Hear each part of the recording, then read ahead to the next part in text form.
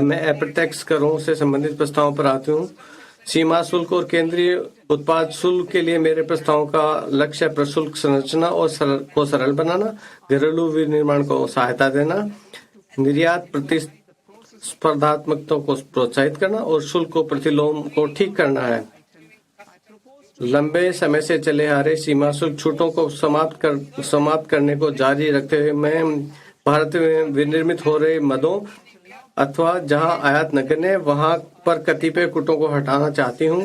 इसी प्रकार किसी विशेष मद पर लागू शुल्क की दर का निर्धारण करने की प्रक्रिया और सरल बनाने के लिए मैं प्रशुल्क अनुसूची में ही विभिन्न सीमा शुल्क अधिसूचनाओं में कतिपय प्रभावी दरों को शामिल करने का प्रस्ताव करती हूं। अब मैं क्षेत्र विशिष्ट प्रस्तावों की चर्चा करूंगी। समुद्री चमड़ा और वस्त्र उत्पादों का निर्यात संवर्धन। मैं निर्यात हेतु समुद्री खाद्य उत्पादों के प्रसंस्करण के लिए उपयोग में आने वाले विशिष्ट नवनीतियों के शुल्क मुक्त आयात की सीमा को वर्तमान 1% से बढ़ाकर पिछले वर्ष की निर्यात कारोबार की FOB मूल्य का 3% करने का प्रस्ताव करती हूँ। मैं विनिर्दिष्ट निविष्टियों के शुल्क मुक्त आयात की अनुमति जूतों के ऊपरी हिस्सों के निर्यात के लिए देने का प्रस्ताव करती हूँ, जो वर्तमान में चर्म अथवा सिंथेटिक फुटवेयर के निर्माण के लिए उपलब्ध हैं।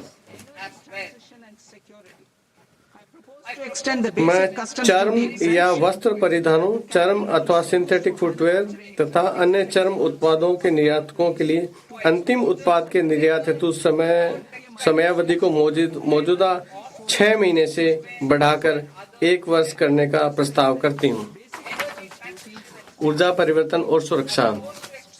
मैं बैटरी ऊर्जा भंडारण प्रणालियों में लिथियम आयन सेल निर्माण का उपयोग करने वालों के साथ साथ बैटरियों के लिए लिथियम आयन सेल विनिर्माण के लिए उपयुक्त पूंजीगत वस्तुओं को दिए जाने वाले मूल सीमा शुल्क छूट को जारी रखने का प्रस्ताव करती हूँ। मैं सोलर ग्लास के विनिर्माण हेतु सोडियम एंटीमोनेट आयात पर मूल सीमा शुल्क में छूट का प्रस्ताव करते हूँ। नाभिकीय ऊर्जा। मैं नाभिकीय ऊर्जा परियोजनाओं के लिए अपेक्षित वस्तुओं के आयात पर वर्तमान मूल्य सीमा शुल्क छूट को 2035 तक बढ़ाने और उनकी क्षमता पर ध्यान दिए बिना सभी नाभिकीय संयंत्रों पर लागू करने का प्रस्ताव करती हूँ। महत्वपूर्ण खनिज।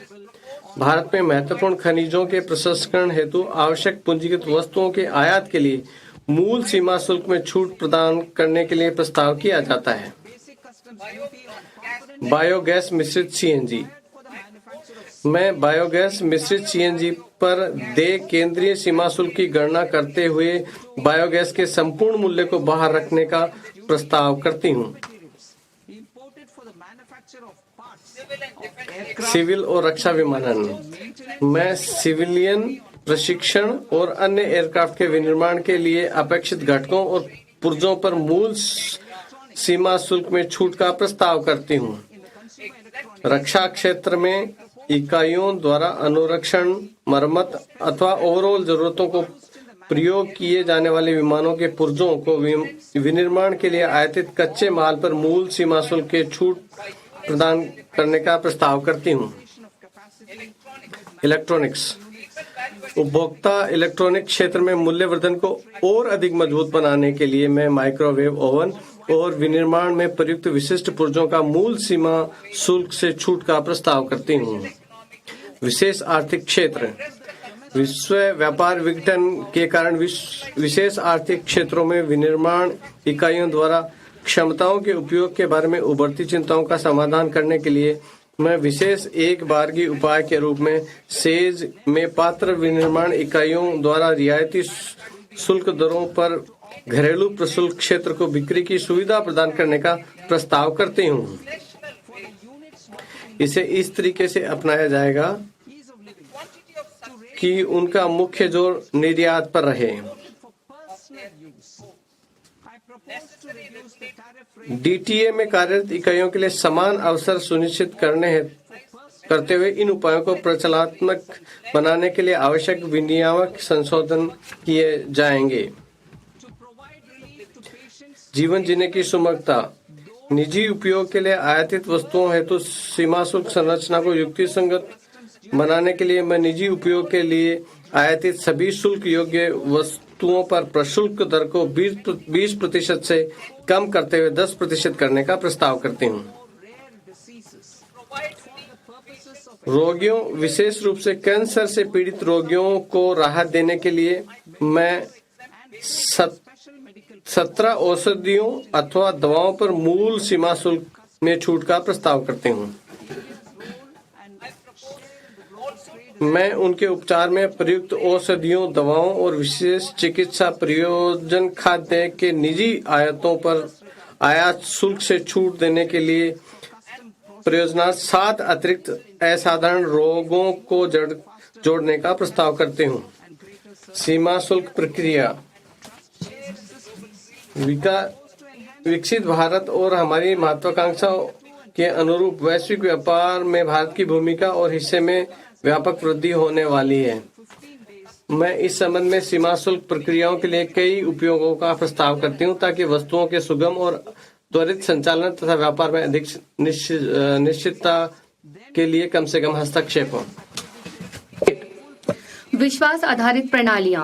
मैं टीयर 2 और टीयर 3 प्राधिकृत आर्थिक प्रचालकों, जिन्हें एईओ कहा जाता है, के लिए शुल्क स्थगन अवधि को 15 दिन से बढ़कर 30 दिन का करने का प्रस्ताव करती हूं।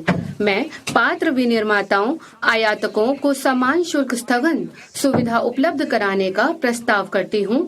इससे उन्हें नियत समय पर पूर्ण टीयर 3 एईओ के रूप में अपना प्रत्यायन प्राप्त करने के लिए प्रोत्साहन मिलेगा।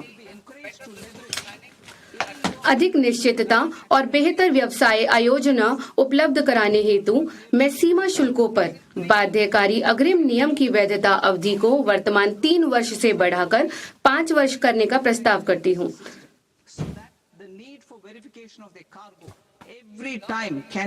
सरकार के समग्र दृष्टिकोण की मूल भावना के अनुरूप सरकारी एजेंसियों को उनके कार्गो के समाशोधन में अधिमान्य व्यवहार हेतु एईओ प्रत्यायन का लाभ लेने के लिए प्रोत्साहित किया जाएगा। लंबे समय में विश्वास प्राप्त आपूर्ति श्रृंखलाओं वाले नियमित आयातकों को जोखिम प्रणाली में मान्यता दी जाएगी ताकि प्रत्येक बार उन्हें उनके कार्गो के सत्यापन की आवश्यकता को कम किया जा सके। इलेक्ट्रॉनिक सीलिंग का उपयोग करने वाले निर्यात कार्गो का फैक्ट्री परिसर से पोर्ट तक का पूरा समाशोधन उपलब्ध कराया जाएगा।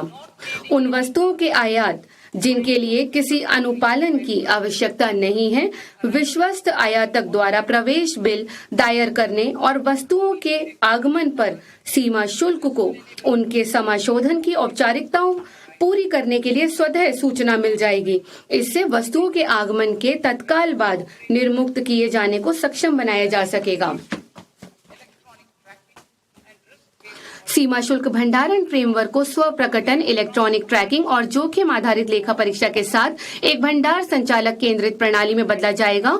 ये सुधार अधिकारी पर निर्भर अनुमोदनों की वर्तमान प्रणाली को हटाएंगे और इससे लेन देन विलंबों और अनुपालन लागतों में कमी आएगी। व्यापार करने की सुगमता।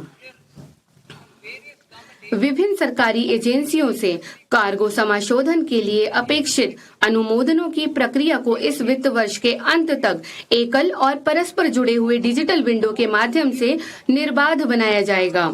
खाद्य, औषधि, पौध, पशु और वन्य जीव उत्पादों जो निषिद्ध कार्गो का 70% होता है के समाशोधन में शामिल प्रक्रियाओं को अप्रैल 2026 तक प्रचालनात्मक बना दिया जाएगा।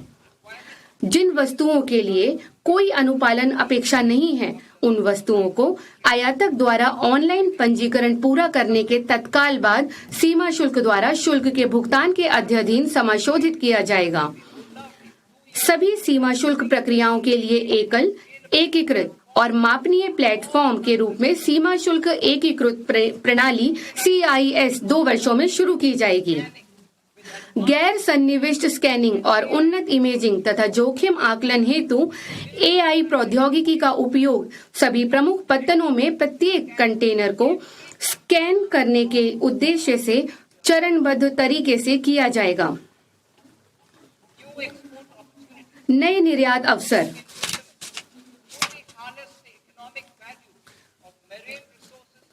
हमारे क्षेत्रीय जल क्षेत्र के बाहर समुद्री संसाधनों के आर्थिक मूल्य का पूर्ण रूप से दोहन करने के लिए भारतीय मछुआरों की सहायता के लिए निम्नलिखित उपाय किए जाएंगे। क, विशिष्ट आर्थिक क्षेत्र EEZ अथवा बीच समुद्र में मछली पकड़ने वाले भारतीय नौकाओं द्वारा पकड़ी गई मछली को शुल्क मुक्त किया जाएगा। विदेशी पत्तन पर ऐसी मछली के उतराई को निर्यात वस्तु के रूप में स्वीकार किया जाएगा।